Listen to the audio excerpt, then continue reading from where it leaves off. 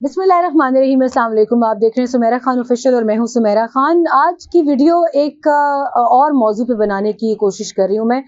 मंसूर अली खान साहब का रिएक्शन देखा मैंने उस इंटरव्यू पे जो मैंने नूर दाहरी का किया, और उसमें से कुछ बातों के जवाबात देने थे मुझे। मैं क्योंकि कुछ असाइनमेंट्स में मसरूफ़ थी जो आपने देखी।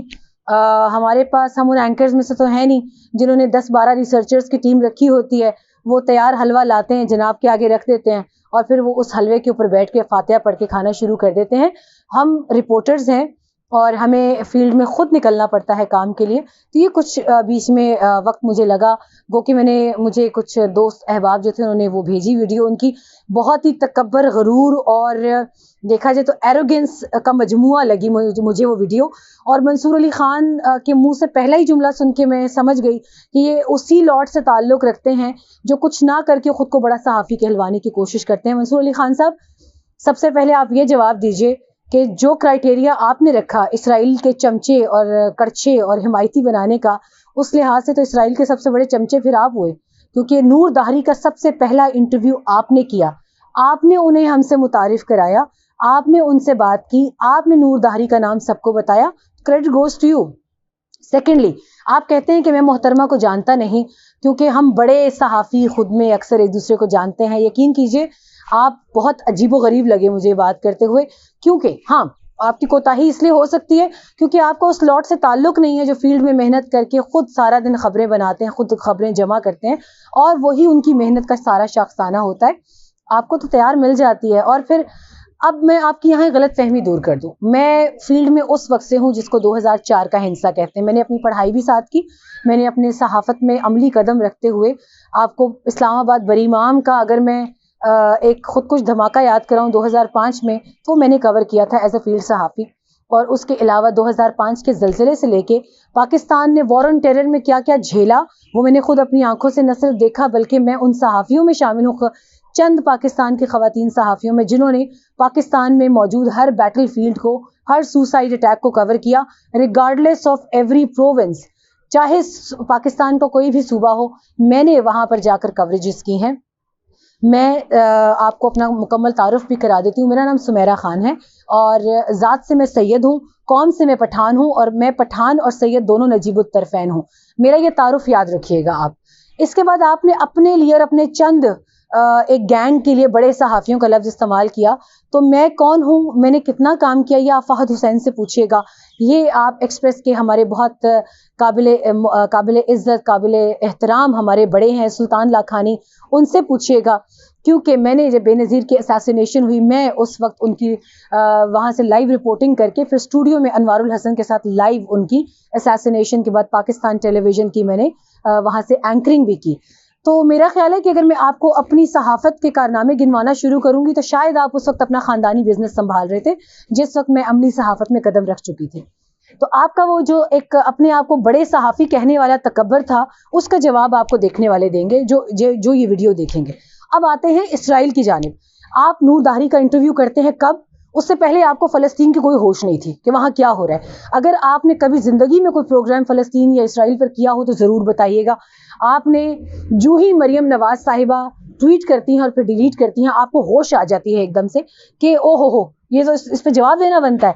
फिर आपने उसी बंदे को टारगेट किया जिसकी वीडियो मरियम नवाज ने ट्वीट की और डिलीट की। इसमें उस बंदे का क्या कसूर था जिसको आपने जलील किया बुलाकर, सहाफ़ी होकर?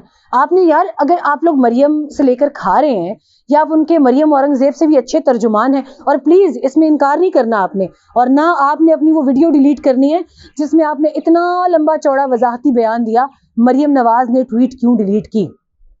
क्या आपको एक सहाफ़ी होने की हैसियत से वो ज़ेब देता है कि आप किसी सियासी पार्टी की सरबराह की किसी भी इक़दाम की वजाहत करें? आप किस मुंह से खुद को बड़ा सहाफ़ी कहते हैं?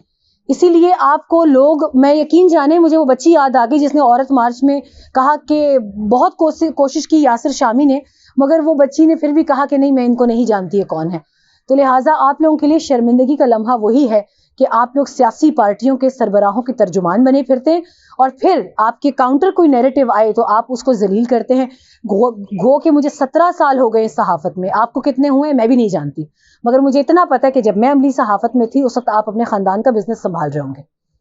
آپ کے جانب سے ایسے بیانات کہ شرم آنی چاہیے، یہ آنی چاہیے، اور خاتون سامنے ہے آپ کے، یہ ہے آپ کے گھر کی تربیت کہ ایک خاتون نے اگر آپ کے ہی انٹرویو کیا گیا بندے کا دوبارہ انٹرویو کیا اور آپ کا، اور بالکل میں کہتی ہوں کہ آپ نے مریم کے بیان کی وضاحت کی ہے، کیوں کی ہے، کس خوشی میں کی ہے، آپ دیکھنے والوں کو اس کا جواب دیجئے، آپ معاملے کا رخ دوسری طرف مت موڑیے۔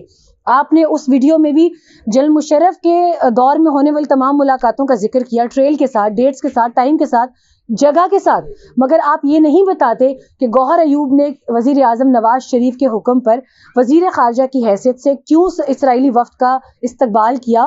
آپ یہ نہیں بتاتے کہ سجن جندال جب پاکستان آئے تھے بغیر ویزے کے وہ کیوں پھرے پاکستان میں۔ آپ یہ نہیں بتاتے کہ میاں نواز شریف کی نواسی کی شادی میں بھارتی وزیر اعظم بغیر ویزا کے کیوں تشریف لاتے ہیں پاکستان کی سرزمین پر دندناتے پھرتے ہیں۔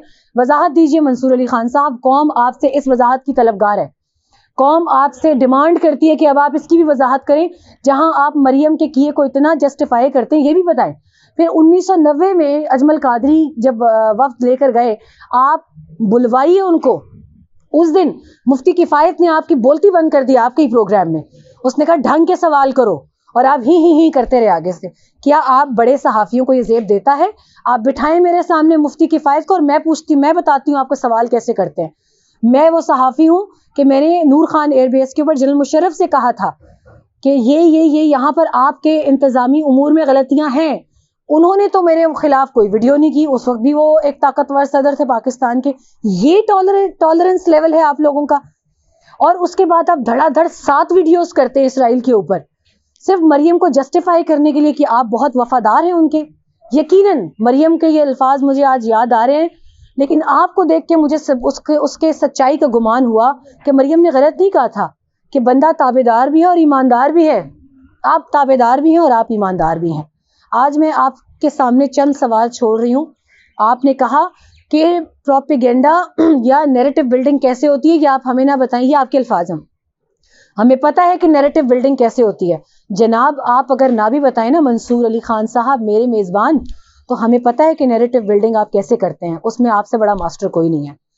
پھر آپ آخر میں یہ کہتے ہیں، اس کا بھی جواب مجھے چاہیے، ہمت ہو تو ضرور دیجیے گا اور میں آپ کے جواب کی منتظر رہوں گی۔ آپ نے کہا ہمیں پتہ ہے آپ لوگوں سے کون کرا رہا ہے، تو جناب ذرا ایک ویڈیو تو بنائیں اور اس میں بتائیں کہ جن کو آپ نے اسرائیل کے حمایتی کڑچے چمچے کہا، ان سے یہ کام کون کرا رہا ہے۔ میں آپ کی ہمت کی داد دوں گی، آپ نام لیجئے، یوٹیوب پر نہیں، آپ اپنے اس چینل پہ بیٹھ کے پروگرام کیجئے اور بتائیے کہ سمیرا آپ کے سوال کا یہ جواب ہے، آپ لوگوں سے یہ بندہ یہ کروا رہا ہے، اور آپ نے جس جانب اشارہ کیا اب آپ وہ معاملہ اسرائیل پر مت ڈالیے گا برائے مہربانی، کیونکہ مجھے پتہ ہے کہ جب آپ چھپیں گے تو آپ اسی طرف دوڑ لگائیں گے، کیونکہ جب سے مریم سے یہ بلنڈر ہوا ہے آپ نے یکے بعد دیگرے 7-8 ویڈیوز چھاپ دی ہیں ان کو بے قصور ثابت کرنے میں۔